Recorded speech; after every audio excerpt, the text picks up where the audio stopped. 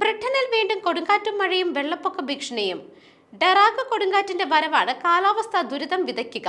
വീക്കെൻഡിൽ അതിശക്തമായ കാറ്റും മഴയും സമ്മാനിക്കാൻ 80 മൈൽ വരെ വേഗത്തിൽ വീശിയടിക്കുന്ന കൊടുങ്കാറ്റിനോടൊപ്പം 3 ഇഞ്ച് വരെ മഴയും പെയ്യുന്നതോടെ ആശങ്കാപരമായ സാഹചര്യമാണ് ഉടലെടുക്കുന്നത്.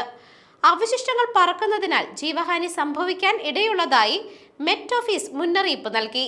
മഴ, കാറ്റ് എന്നിവയുമായി ബന്ധപ്പെട്ട യെല്ലോ അലർട്ട് ഇംഗ്ലണ്ടിലും വെയിൽസിലും നോർത്തേൺ ഇംഗ്ലണ്ടിലുമാണ് പുറപ്പെടുവിച്ചിട്ടുള്ളത്. വെള്ളിയാഴ്ച ഉച്ചയ്ക്ക് 3 മുതൽ ഞായറാഴ്ച രാവിലെ 6 മണി വരെയാണ് മുന്നറിയിപ്പ് നിലവിലുള്ളത്. ആഴത്തിലുള്ള കുറഞ്ഞ പ്രഷർ സിസ്റ്റത്തിന് ടെറാക്ക് കൊടുങ്കാറ്റ് എന്ന് പേര് നൽകും. നവംബർ 27-ന് കോണാൾ കൊടുങ്കാറ്റും നവംബർ 22-ന് ബെർട്ട് കൊടുങ്കാറ്റും ബ്രിട്ടനിൽ നാശം വിതച്ച് കടന്നുപോയിരുന്നു. പുതിയ കൊടുങ്കാറ്റ് രൂപമെടുക്കുന്ന സാഹചര്യത്തിൽ റോഡ്, റെയിൽ, എയർ, ഫെറി സർവീസുകൾ ബാധിക്കപ്പെടുമെന്നതിനാൽ യാത്രാതടസ്സം രൂപമെടുക്കുമെന്ന് കാലാവസ്ഥാ നിരീക്ഷകർ വ്യക്തമാക്കുന്നുണ്ട്.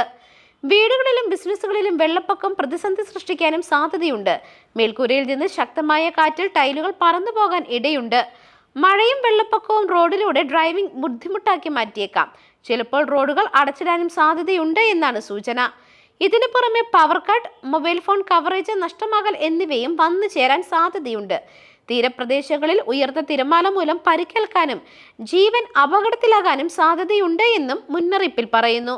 News desk മെഗ്നവിഷൻ.